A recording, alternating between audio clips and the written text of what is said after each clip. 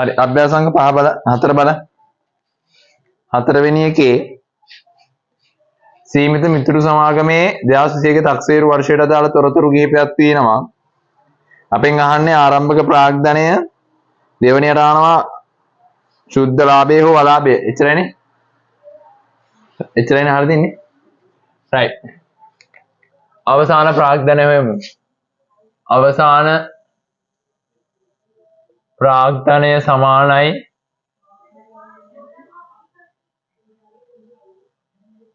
ආරම්භක ප්‍රාග්ධනය ධන ශුද්ධ ලාභය ඍණ ගැනිලි ධන අමතර ප්‍රාග්ධනය. එතකොට මේකේ ආරම්භක ප්‍රාග්ධනය දැන් අවසාන ප්‍රාග්ධනය මේ විදිහට හොයන්න පුළුවන් සූත්‍රයෙන්. එතකොට දැන් මෙතන අවසාන ප්‍රාග්ධනය දීලා තියෙනවා ලක්ෂ 3යි කියලා. ගැනිලි දීලා තියෙනවා අමතර ප්‍රාග්ධනය දීලා තියෙනවා. මේක දීලා නැහැ මේක ගැනිලි දීලා තියෙනවා ගානේ 20යි අමතර ප්‍රාග්ධනය 50යි. කොහොමනේ දීලා තියෙන්නේ? ඒ වලට ඔක සූත්‍රයේ වෙනස් විදිහට දීලා තියෙන කියන්නේ වඩ අවසාන ප්‍රාග්ධනය සමානයි ආරම්භක ප්‍රාග්ධනය ධන ශුද්ධ ලාභය ධන යෙදවීම ඍණ ගැනිලි කියලා ලියාගන්න. right? ඒ මේව වෙනස් වුණාට ගැටලුවක් නැහැ. හරි. ඊට පස්සේ මම මේ දෙක දීලා නැහැ. එතකොට දෙකක් නැතුව හොයන්න බෑ ඒක. හරි. මුලින්ම ආරම්භක ප්‍රාග්ධනය හොයා ගන්න ඕන. right. ආරම්භක ප්‍රාග්ධනය හොයමු. ආරම්භක ප්‍රාග්ධනය හොයන්න අපි ගහනවා තත්ත්ව විස්තරයක්. අපි කියනවා එකට වත්කම් සමානයි වගකීම් ධන හිමි කම්. එතකොට පළවෙනි එක ලීබඩු වත්කමක් නිසා හර පැත්තේ 50යි ආයෝජන වත්කමක් නිසා හර පැත්තේ 10යි පරිගණක හර පැත්තේ 150යි තොගය හර පැත්තේ 30යි මුදල් වත්කමක් නිසා හර පැත්තේ මුදල් කියන්නේ වත්කම හර පැත්තේ 200යි වත්කම් ටික මේ පැත්තේ දාගන්න. මේ පැත්තට අපි කියනවා හර පැත්ත කියලා. මොන පැත්තද? හර පැත්ත. දැන් මේකේ මේ පැත්තට අපි කියන්නේ හර පැත්ත කියලා. මේ පැත්තට අපි කියන්නේ බැර පැත්ත කියලා. දැන් ඒක මතක තියාගන්න ඉස්සරහට වලට එනවා මේ T ආකෘතියේ මේ පැත්ත හර මේ පැත්ත බැර වත්කම් ටික හර පැත්තේ ලියාගන්න. ණය හිමියෝ වගකීමක් නේද ණය හිමියෝ කියන්නේ? එහෙනම් බැර පැත්තේ ණය හිමි ණය හිමි 10යි ගෙවිය යුතු විදුලිය ගෙවිය යුතු විදුලිය 10යි බැංකු ණය වගකීමක් බැංකු ණයත් වගකීමක් 50යි. එච්චරයි දීලා තියෙන්නේ. නැවි ප්‍රාග්ධනය හොයාගන්න පුළුවන්. 4යි 1 ප්‍රාග්ධනය. දැන් මේ හැම එකක්ම 4යි 1 දිනට තියෙන ශේෂයන් නේද? ඒ කියන්නේ ආරම්භක දිනට තියෙන ශේෂයන් ටික. එහෙනම් අපිට පුළුවන් මේකේ ආරම්භක ප්‍රාග්ධනය හොයාගන්න. ඒ කියන්නේ මේ දෙපැත්ත මොනවා වෙන්න ඕනද හැමතිස්සෙම? සමාන වෙන්න ඕන. එහෙනම් මේ පැත්තේ එකතු වෙනවා මුදල් 20000යි sorry. මෙතන මුදල් 20000යි මුදල් 20000යි ඒ 260000යි. බලන්න එඩි එකතු කරලා ලක්ෂ 2යි මේ දෙක එකතු කරාම 210000යි 240000යි 260000යි 260000යි බලන්න 260000 දෙන්නේ කියලා. ඔයා ලීබඩු දාන්න ඕන ආයෝජන දාන්න ඕන පරිගණක දාන්න ඕන තොග තියෙන්න ඕන මුදල් තියෙන්න ඕන. ඒවට මේ ඔක්කොම එකතු කරාම එන්න ඕන 260000යි. ඒකට 260000යි. මේ පැත්තේ එතකොට තියෙනවා කීයක්ද? 70000ක් තියෙනවා. මදි කීයක්ද? 1,90,000ක්. අන්න 1,90,000. ඕක ඔතනට 1,90,000 එනවා. දැන් ආරම්භක ප්‍රාග්ධනය ඔයාලා දන්නවා. ලියන දර ලකුණක් දාලා ආරම්භක ප්‍රාග්ධනය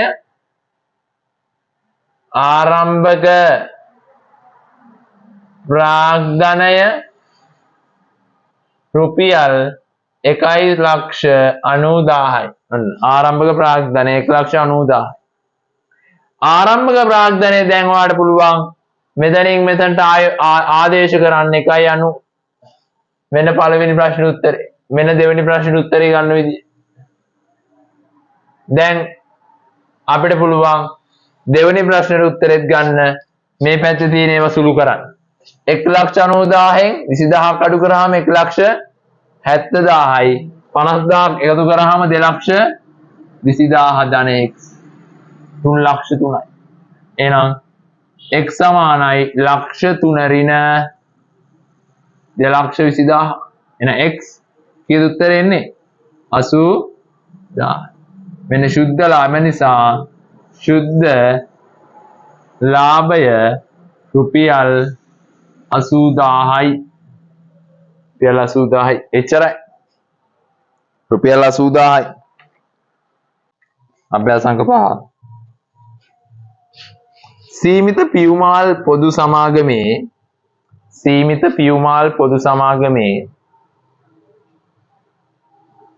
2021 තක්සේරු වර්ෂයට අදාළ 2021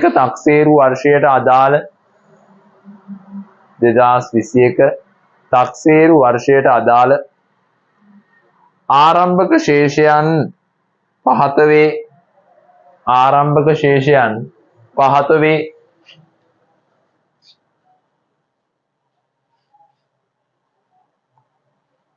පළවෙනි ආරම්භක ශේෂය ලීබඩු 30,000යි.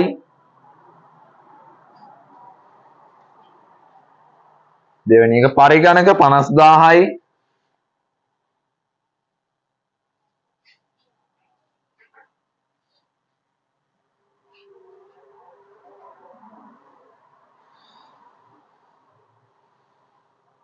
ආයෝජන ලක්ෂ 2යි.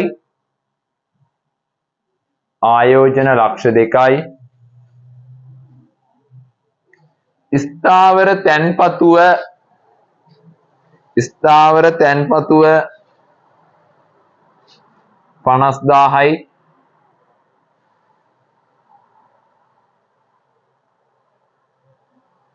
ඊළඟ තොගය 60,000යි.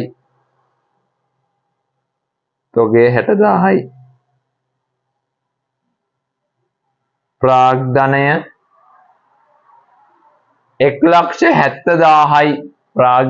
1,70,000යි.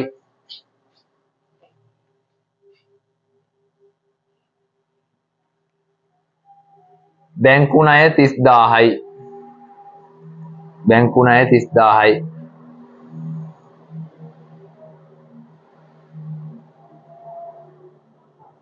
මීට ඊට අමතරව ඊට පස්සේ තව ලකුණක් දාලා ලියන්න. ඊට පස්සේ මීට අමතරව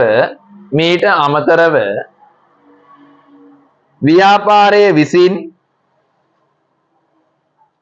සිදු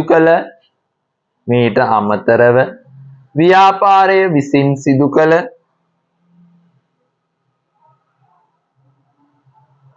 යෙදවීම්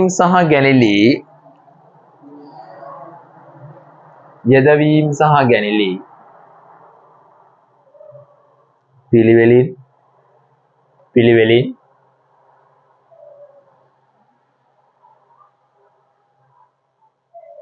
60,000ක් සහ 30,000ක් වේ.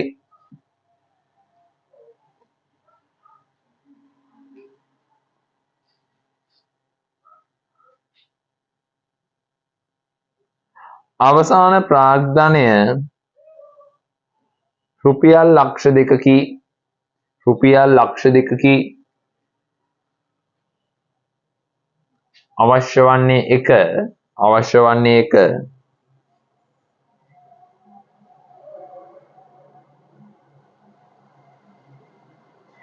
වෙළඳ ගෙවිය යුතු දෑ ගණනය කිරීම.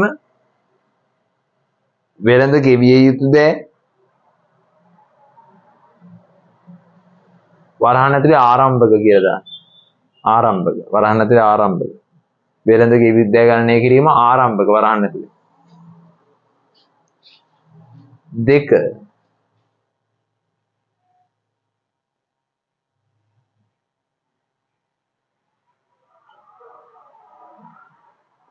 ලාභය හෝ අලාභය ගණනය කිරීම. ලාභය හෝ අලාභය ගණනය කිරීම. right. හදන්න බලන්නේ වෙළඳ ගෙවන්න තියෙන දෙයක්. ඒ කියන්නේ අපි කායෙන් හරි භාණ්ඩයක් ණයට ගත්තොත් අපි යන්න අදාළ පාර්ශ්වයකට ගෙවන්න තියෙනවා නම් ඒ ගෙවන්න තියෙන දේ තමයි වෙළඳ ගෙවියුද්දය කියලා කියන්නේ. වෙළඳ ගෙවියුද්දය. දැන් අපි හිතමුකෝ මෙයාගෙන් ගත්ත කියලා මොනවා හරි මෙයාගෙන් ගත්ත කියලා හිතන්න. අපි හිතමුකෝ ඇපල් ගෙඩියක් ගත්ත කියලා. ඒ ඇපල් ගෙඩිය ගත්තේ ණයට නම් ඇපල් ගෙඩිය ගත්තේ ණයට නම් මෙයාගෙන්. ඒකට පුතේ අපි සල්ලි ගෙවන්න ඕන නේද? ගෙවිය යුතු දෙයක් තියෙනව නේද? ගෙවිය යුතුයි නේද? සල්ලි. අන්න එයාලට අපි කියනවා වෙළඳ ගෙවිය යුතු දෙය කියලා. වෙළඳ ගෙවිය යුතු දෙය කියලා. කායෙන් හරි ඇපල් ගෙඩියක් ගත්තොත් ණයට එයාලට අපි සල්ලි ගෙවන්න ඕන නේද? අන්න එයා වෙළඳ ගෙවිය යුත්තේ. දැන් අපි කාට හරි ඇපල් ගෙඩියක් විකුණුවොත් ණයට එයාලගෙන් අපිට ලැබෙන්න ඕන. වෙළඳ ලැබිය යුතු දෙය කියලා අපි එයාලට කියනවා. ඒතර වෙළඳ ගෙවිය යුතු දෙය කියන්නේ වත්කමද වගකීමක්ද? වගකීමක්. වෙළඳ ලැබිය යුතු දෙය කියන්නේ පොත් සමාගම 2021 වර්ෂයට අදාළ තොරතුරු ආරම්භක ශේෂයන් කිහිපයක් තියෙනවා. බලන්න පළවෙනි එක ලීබඩු. ලීබඩු තියෙනවා 30000යි. මෙන්න පරිගණක 50000යි. මෙන්න පරිගණක ආයෝජන ලක්ෂ 2යි. මෙන්න ආයෝජන ස්ථාවර තැන්පතුව ඒක අපි දාගමු මෙතන. ස්ථාවර තැන්පතුව වත්කමක් 50යි. ස්ථාවර තැන්පතුව තොගය 60000යි.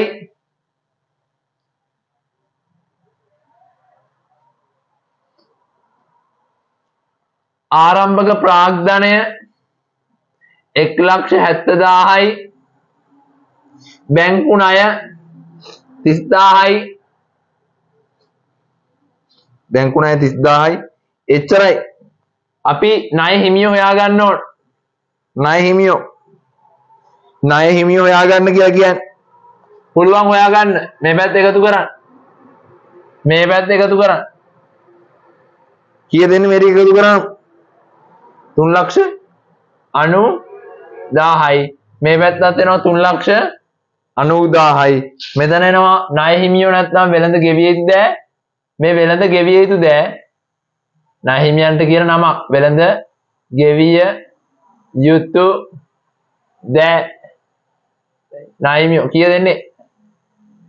1,90,000යි. එහෙනම් අපි මෙතන ලියනවා තරු ලකුණක් දාලා. මොකද එම නිසා වෙළඳ ගෙවිය යුතු දෑ වෙළඳ ගෙවිය යුතු දෑ රුපියල් 1,90,000යි. right. එච්චරයි. ඒක හරි. හරි බලන්න. සූත්‍රය ලියාගත්තා දෙවෙනි එකේ ආරම්භක ප්‍රාග්ධනය එතකොට තියෙනවා ලක්ෂ 2යි. බලන්න ඔයාලට දීලා තියෙනවා අවසාන ප්‍රාග්ධනය ලක්ෂ 2. ආරම්භක ප්‍රාග්ධනයේ ගාණ දීලා තියෙනවා 1,70,000 ධන සුද්ධ ලාභය x ඍණ ගැනිලි. ගැනිලි දීලා තියෙනවා රුපියල් 30,000යි. ධන අමතර ප්‍රාග්ධනය 60යි. කොහොමද දීලා තියෙන්නේ? right බලන්න කොහොමද ලියාගත්තේ කියලා. එතකොට ඔන්න යනවා ඊළඟට මේක තුලනේ එකතු කරන්න. හරල ඉක්මනට මේ හිමීට කරන්න. මෙතන කීයක් තියෙන්නේ? ඍණ 30. මෙතන තියෙන්නේ ධන 60. ඍණ 30න් ධන 60ක් අඩු කරාම ධන 30. ධන 30යි ධන 170යි. ධන 200යි. 200. ධන x 200. ඔහොමනේ. එහෙනම් දැන් x උත්තරන්න සරලයි. මේ මොකද කරන්නේ? 200 අරන් යනවා. මේ පැත්තට ධන 200 මෙහෙට අරන් යද්දි එහෙනම් මේ පැත්ත x කිය දෙන්නේ 0යි. එහෙනම් සුද්ධ ලාභය හෝ අලාභය? සුද්ධ ලාභය හෝ අලාභය කීයද? රුපියල් බිංදුව. නේ එච්චරයි. ඔන්න ඔය කොහොම හදලා එන්න ඕන. ගන්ධබ්බය. හරි. දහම් පාසල් විභාගෙ ලියවනේ ඔයාලා. දහම් පාසල් විභාගෙත් ලිව්වා. ඊට පස්සේ දැන් මේ දවස්වල ට්‍රෙන්ඩින් එක තමයි ළමයි දිවිනසා ගැනීම. ඉතින් මේ ඔයාලා දන්නේ නැති නිසා තමයි මේ කතාව කියන්නේ නේද? පුතේ ඔයාලගේ ජීවිතය ගැන කතා කරද්දී ඔයාලා මේ ඉපදෙන්න කලින් දැන් ඔයාලා දන්නවනේ යම්කිසි ජීවයක් හටගන්නේ ඒ කියන්නේ ජීවයේ හට ගැනීම පිළිබඳව විද්‍යාත්මකව යම් පැහැදිලි කිරීමක් කරලා තියෙනවා. එතකොට විද්‍යාත්මකව පැහැදිලි කරන්න බැරි වෙච්ච කොටස් කිහිපයක් තියෙනවා සමාජය තුල. පුතේ ඒක පිළිබඳව පැහැදිලි කරද්දී බුදුන් වහන්සේ දේශනා කරනවා සප්ත විභංග සූත්‍රය. මොකක්ද දේශනා කරන්නේ? සප්ත විභංග සූත්‍රය දේශනා කරනවා. සප්ත විභංග සූත්‍රය කියනවා සප්ත විභංග සූත්‍රය. ඒකද ඒ සූත්‍රය දේශනා කරනවා. පුතේ ඔයාලා දන්නවද ගන්ධබ්බය කියන්නේ කවුද කියලා? ගන්ධබ්බය.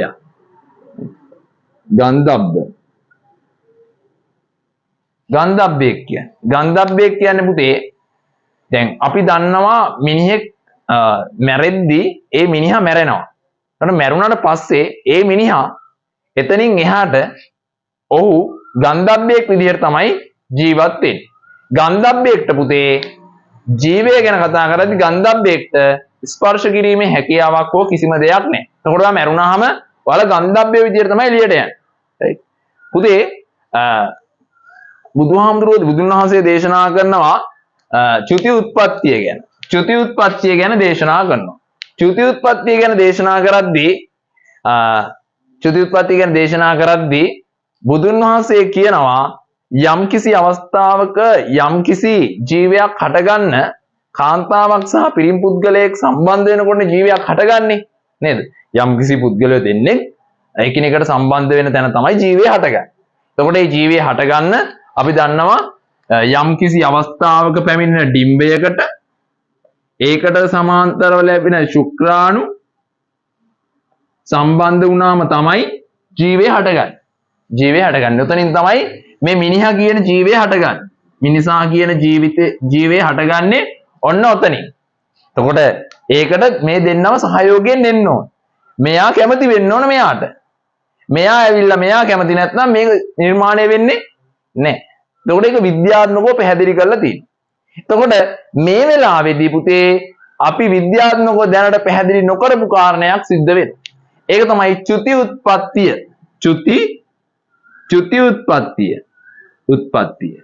මෙන්න මේ චුති උත්පත්තිය ගැන බුද්ධ දේශනාවේ තියෙනවා පුතේ. චුති උත්පත්තිය ගැන මෙන්න මේ සප්ත විභංග සූත්‍රයේ. යම්කිසි අවස්ථාවක මේ ඩිම්බයක් සහ ශුක්‍රාණුවක් එකතු වෙනකොට මේ චුති උත්පත්තියේදී විශාල ගන්ධබ්බය ප්‍රමාණයක් ඒ ස්ථානයට එනවා. විශාල ගන්ධබ්බය ප්‍රමාණයක්. ඒ ගන්ධබ්බය ප්‍රමාණය නිමක් කියලා ප්‍රකාශ කරන්න බෑ. ඒ තරම් ගන්ධබ්බය ප්‍රමාණයක් මෙතනට එනවා. හරිද? එතකොට මේ ගන්ධබ්බයන්ගෙන් එක ගන්ධබ්බයට විතරයි මේ කියන ශරීරයකට යන්න පුළුවන් වෙන්නේ. මේ කියන ශරීරයට ඇතුල් වෙන්න පුළුවන් වෙන්නේ එක ගන්ධබ්බයට විතරයි. ගන්ධබ්බය කෝටි ගණනක් එනවා. ඒක ගණන් කරන්න බෑ. පුතේ මහා කාශ්‍යප මහරහතන් වහන්සේ එක්තරා අවස්ථාවක ওই චුති උත්පත්තියේ තියෙන ගන්ධබ්බය ගැන අරහත් ඇසින් බලනකොට ඒ ධානයටත් බැරි වෙලා තියෙනවා පුතේ ගන්ධබ්බය කොච්චරක් ඒ අවස්ථාවේ දිනනවද කියලා තීරණය කරන්න. right? එතකොට බුදුන් වහන්සේ දේශනා කරනවා කාශ්‍යප රහතන් වහන්සේට ඒ වෙලාවේ දින ගන්ධබ්බය ප්‍රමාණය නිමක් කියලා ප්‍රකාශ කරන්න හැකියාවක් නැහැ කියලා. ඒ තරම් තරගකින් පස්සේ තමයි අද ඔයා මම මේ தත්ත්වයට ඇවිල්ලා තියෙන්නේ. ලොකු ෆයිට් එකක් දීලා තමයි මේ කියන මේ ශරීරයට ගන්ධබ්බයක් විදිහට අපි ඇතුල් වෙලා තියෙන්නේ. right? ගන්ධබ්බයට පුතේ ස්පර්ශ කරන්න බෑ. අල්ලන්න බෑ. right? එයා දැක්කට ඒක කරන්න විදිහක් නැහැ. එයාට ස්පර්ශ කිරීමේ හැකියාවක් නැහැ ගන්ධබ්බයට. එහෙනම් ගන්ධබ්බයට ස්පර්ශ කරන්න ඕන නම් එයා මේ කියන කයකට ඇතුල් වෙන්න ඕන, මේ කියන ශරීරයකට ඇතුල් වෙන්න ඕන. එතකොට එයා තීරණයක් එයාට ගැළපෙන ශරීරය තෝරගන්නවා. කෝටි ගාණක් එනවා. ඒ කෝටි ගාණ අතරින් එක්කෙනෙක්ට විතරයි chance එක තියෙන්නේ. පුතේ ඔයා ගන්ධබ්බෙක් විදියට ඉන්නකොට ඔයා ගියේ සාමාන්‍යයෙන් මිනිස් ශරීරයකට නම් ඒක ඔයා මිනිසෙක් විදියට දරුවෙක් විදියට උපදිනවා. එතකොට පුතේ ඔයාට මනුස්ස ආත්මයක් ලැබිලා තියෙන්නේ ගොඩ ලොකු තරංගයක් දීලා ෆයිට් එකක් දීලා තමයි ඔයා මනුෂ්‍ය ආත්මයක් ලබාගෙන තියෙන්නේ. එතකොට දැන් ඉන්න ළමයින්ගේ හොබි එක වෙලා තියෙනවා. දැන් ටීචර් අම්මා කෙනෙක් බැන්නොතින් ගුරුවරයෙක් තරවටු කරෝතින් යාළුවෝ ටිකක් එකතු කරලා විහිළුවක් කරෝතින් ඊට පස්සේ කවුරු හරි දෙයක් විහිළු කරලා යාව සමච්චලයට ලක් කරොත් පුතේ යාලා අවසාන තීරණය වෙලා තියෙන යාලගේ මොකක්ද? මරණය නේද? මැරෙන එකනේ තීරණය වෙලා තියෙන දැන් ළමයින්ගේ.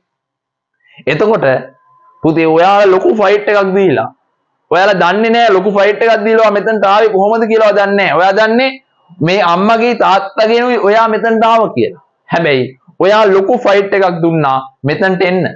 එතකොට මේ ෆයිට් එක දීලා තමයි ඔයා මෙතනට ආවේ. ඔයා ඒක ගැන දන්නේ නැහැ. දන්නේ නැති හින්දා පුතේ ඔයා මොකද කරන්නේ? ඔයා ලොකු ෆයිට් එකක් දීලා ගත්ත ජීවිතේ නාස්ති කරගන්නවා. රයිට්. පුතේ ජීවිතේට ප්‍රශ්න එනවා. ප්‍රශ්න වලට සාර්ථකව මුහුණ දීලා ඉස්සරහට යන්න ඕන. නැතුව ඔයාලගේ ජීවිතෙන් ඒකට වන්දි ගෙවන්න එපා. හරි? එහෙනම් ඔයාලා මතක තියාගන්න බුදුන් වහන්සේ විද්‍යාත්මකව ඔප්පු නොකරපු කාරණයක් දේශනා කරනවා. ඒක තමයි සප්තවිභංග සූත්‍රය හරහා දේශනා කරන මේ චුති උත්පත්තිය ගැන. ඒ ඔයාලට පැහැදිලි කොච්චරක් අමාරුවෙන්ද ඔයාලා මේ කියන ශරීරයට ඇතුල් වෙලා තියෙන්නේ. කල්ලි වත් පොහසත්කම් ඔයා තිබ්බ යාන වාහන ඒව කිසිම දෙයක් බලපාන්නේ නැහැ. ඔයාවට බලපාන්නේ ඔයා කරපු කර්මය. හරි? ඔයා කරපු දේවල්. එතකොට ඔයා කරලා තියෙන නරක වැඩ නම් ඔයාට මේ ආත්මය ලබා ගන්න හැකියාවක් නැහැ. මනුෂ්‍ය ආත්මය ලබා ගන්න හැකියාවක් නැහැ. ඔයා යන්නේ එහෙනම් වෙනත් ආත්මික තිරිසන් ආත්මිකට. ප්‍රධාන සාධකයේ කර්මය. right? ඒ 6 ලියා ගන්න. 6 නේද අපිට තියෙන්නේ? 6 නේ. මියුරු පොදු සමාගමේ 2022 1 දිනට ශේෂයන් කිහිපයක් පහත වේ.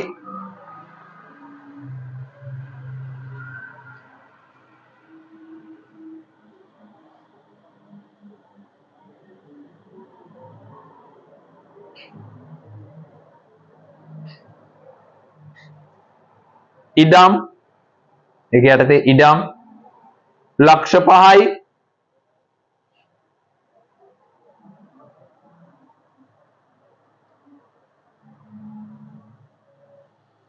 ලීබඩු ලක්ෂයයි මුදල් 50000යි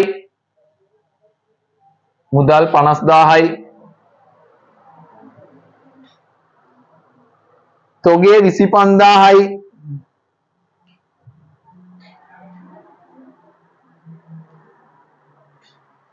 වෙළඳ ලැබිය යුතු දේ රුපියල් 20000යි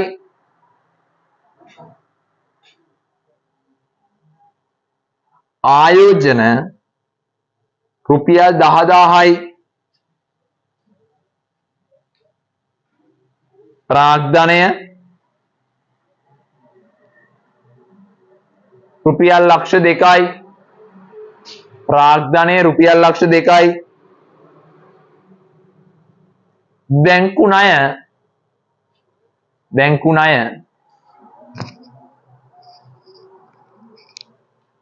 රුපියල් ලක්ෂයයි උපචිත විදුලිය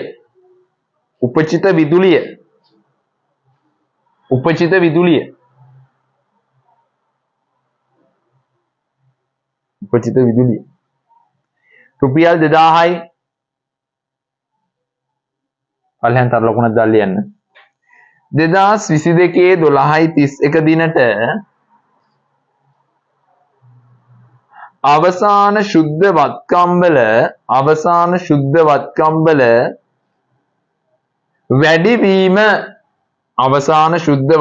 වල වැඩිවීම රුපියල් ලක්ෂ 2කි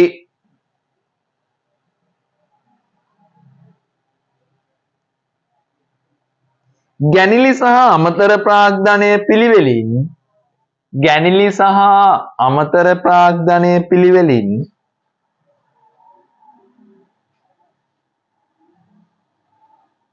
30000ක් සහ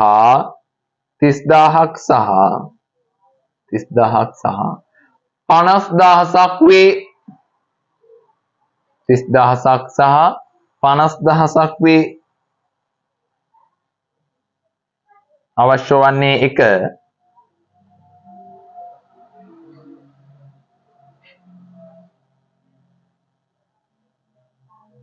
එකයි එක දිනට වෙළඳ ගෙවිය යුතු දෑ. එකයි එක දිනට වෙළඳ ගෙවිය යුතු දෑ. අවශ්‍ය වන්නේ 1 එකයි එක දිනට වෙළඳ ගෙවිය යුතු දෑ.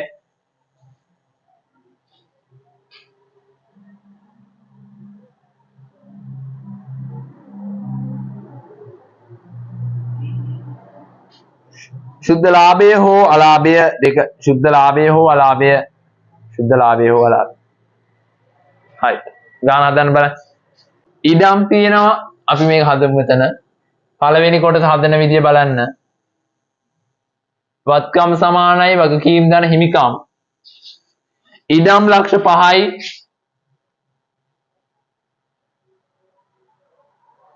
ලේබඩු ලක්ෂයයි. මුදල් 50000යි. තොගය 25000යි. ණය ගැති හර පැත්තේ වත්කමක්. ණය ගැතියෝ කියන්නේ වත්කමක්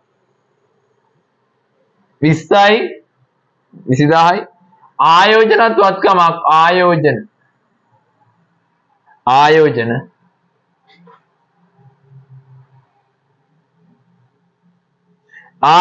10000යි.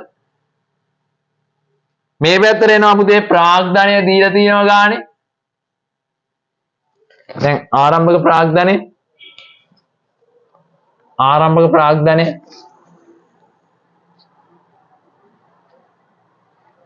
අපි දැන් ආරම්භක ප්‍රාග්ධනය ලක්ෂ 2යි.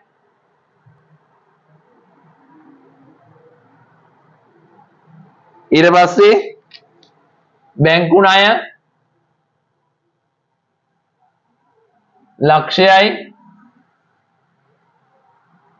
ඒක හදා ගන්න වෙනවද? උපචිත විදුලිය 2000යි. ගෙවිය යුතු දෑ වෙළඳ ගෙවිය යුතු දෑ මෙතන 7,50,000යි. මෙතන එකතු කරාම 7,50,000යි වෙළඳ ගෙවිය යුතු දෑ කීයද ආවේ? විදුලි 4,03,000යි. 403යි. එහෙනම් වෙළඳ ගෙවිය යුතු දෑ රුපියල් 4,03,000යි. ඔච්චරයි. ඔන්න වෙළඳ ගෙවිය යුතු දෑ හොයපු විදිය. 200කින් සුද්ධවත්කම් වැඩි වෙලා නෙත් තින්නේ. ආරම්භයේ මෙතන අවසානයේ මෙතන. අපි දන්නවා වෘද්ධ ආරම්භ කරන්නේ 1යි 1. අවසන් වෙන්නේ 12යි 31. එතකොට ආරම්භක ප්‍රාග්ධනය දීලා තියෙනවා. කීයද ආරම්භක ප්‍රාග්ධනය කීයක් කියලා දීලා තියෙනවද? ලක්ෂ 2යි. ඒ කියන්නේ 200ක්. ඔන්න ආරම්භක ප්‍රාග්ධනය 200යි. හරි. මෙතන 200යි නම් මෙතන කාලය තුල වැඩිවීම කීයද? තව 200ක්. එහෙනම් මෙතන 200යි මෙතන 200යි අවසානයේ කීයද? 400. 400. එහෙනම් දැන් ඔයා දන්නවා ආරම්භක ප්‍රාග්ධනය කීයද? අවසාන ප්‍රාග්ධනය කීයද? එහෙනම් ඒක අපි ආදේශ කරනවා ආරම්භක ප්‍රාග්ධනය 200යි. අවසාන ප්‍රාග්ධනය 400. අවසාන ප්‍රාග්ධනය 400යි. එතකොට අපිට පුළුවන් මෙතනට ආදේශ කරගන්න. සූත්‍රය ලියා ගන්න. අවසාන ප්‍රාග්ධනය සමානයි ආරම්භක ප්‍රාග්ධනය ධන ශුද්ධ ලාභය ඍණ ගැළලි ධන අමතර ප්‍රාග්ධනය කියලා. එතකොට දැන් ආරම්භක ප්‍රාග්ධනය කීයද? 200යි. අවසාන ප්‍රාග්ධනය ගානෙන් අපි හොයාගත්ත පෙර වැඩ වලින් 400යි. ශුද්ධ ලාභය x. ඍණ ගැණිලි කීයක් තියෙන්නේ? 30යි. යෙදවීම 50යි. ඍණ ගැණිලි ධන යෙදවීම 50යි. දැන් පුළුවන් හොයාගන්න. මෙතනින් අඩු කරාම එනවා 220යි. ධන x. මෙතන 400. එහෙනම් x 400 ඍණ 220 උත්තරේ x සමානයි 100 ඒ කියන්නේ ශුද්ධ ලාභය 180යි 180 right එච්චරයි හදා ගන්න බලන්න ටක් ගන්න අවසාන ගන්න හොඳේ right අභ්‍යාසංක 7 right අභ්‍යාසංක 7 කියලා දාගන්න ලියන්න අභ්‍යාසංක 7 ලියා ගන්න පොතේ පවන් පොදු සමාගමේ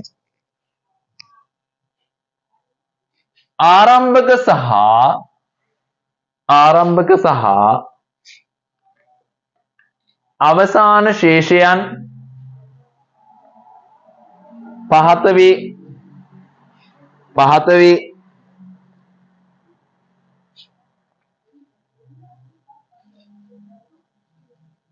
ඊට පස්සේ 2020 1 මෙතනින් ලියා ගන්න 2020 12:31 sorry 1:31 මෙතන තමයි අපි ලියන්නේ පළවෙනි එක ඉඩම් මෙන්න මෙහෙම ලියන්න ඕන හොඳේ ඉඩම් ලක්ෂ 5යි පොතේ ලියවෙන්න ඕන ඔහොම ඉඩම් ලක්ෂ 5යි ඉඩම් ලක්ෂ 3යි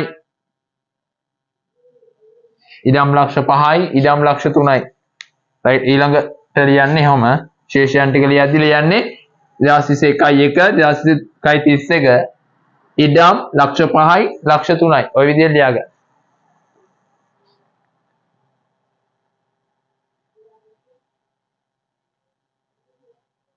right දෙවෙනි එක මෝටර් රථ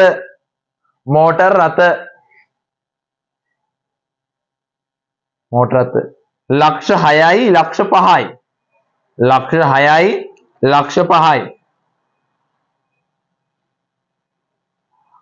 ඊළඟ ආයෝජන ඉරක් මෙතන නෑ ආයෝජන ආරම්භයේ නෑ ඉරක් ආයෝජන වලට ඉරක් ඊළඟ ලක්ෂ 3යි ආයෝජන ලක්ෂ 3යි 131 ලක්ෂ 3යි ඊළඟ තොගය ලක්ෂ 2යි ලක්ෂ 4යි ලක්ෂ 2යි ලක්ෂ 4යි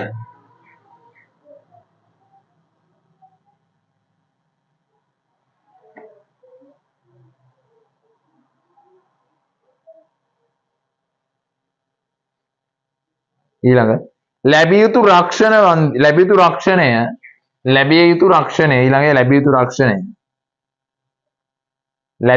රක්ෂණය රක්ෂණ 50000යි 1 50000ක් තියෙනවා 1:31ට ඇල ඉරක් 1:31 නෑ මුදල් ලක්ෂයයි 1:31ත් ලක්ෂයයි මුදල් ලක්ෂයයි 1:31ත් ලක්ෂයයි ඊළඟ ප්‍රාග්ධනය 1:1 ප්‍රශ්නාර්ථයක් 1:31ත් ප්‍රශ්නාර්ථයක් ඊළඟ බැංකු ණය ලක්ෂ 2යි ඊළඟ බැංකු ණය ලක්ෂ 2යි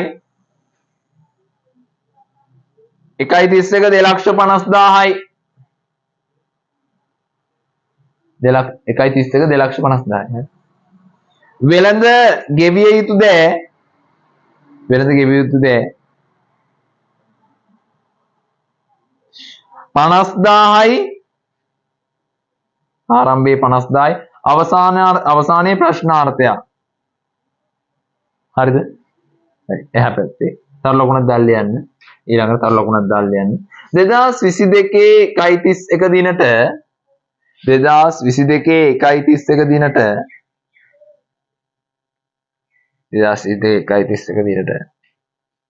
ව්‍යාපාරයේ ශුද්ධ වත්කම් වල වැඩිවීම ලක්ෂ 3කි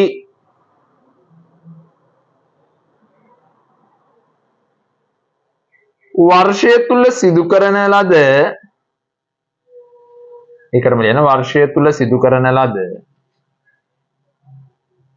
ගැනිලි 40000ක්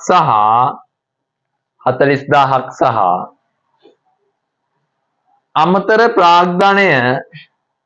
අමතර ප්‍රාග්ධනය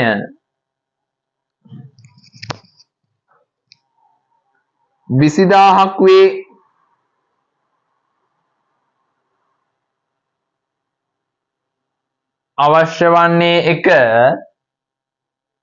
අවශ්‍ය වන්නේ රෝම ඉලක්කම් 1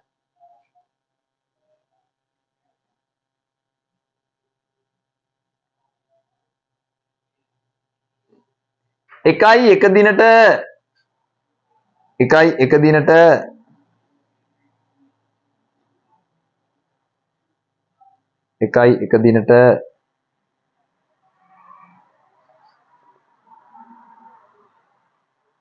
ශුද්ධ වත්කම්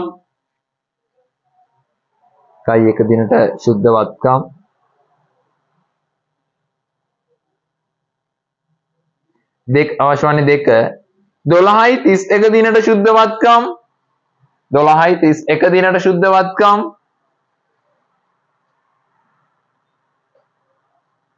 අවශ්‍ය වන්නේ 3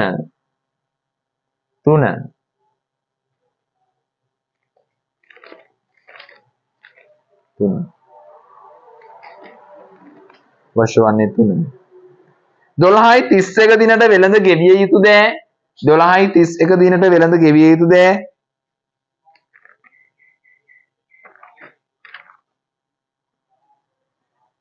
අවශ්‍ය වන්නේ 4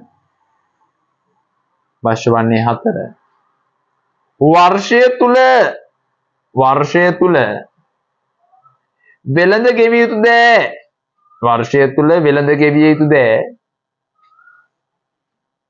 ශුද්ධ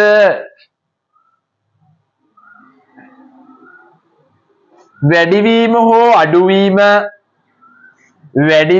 හෝ අඩුවීම right හදන්න බෑ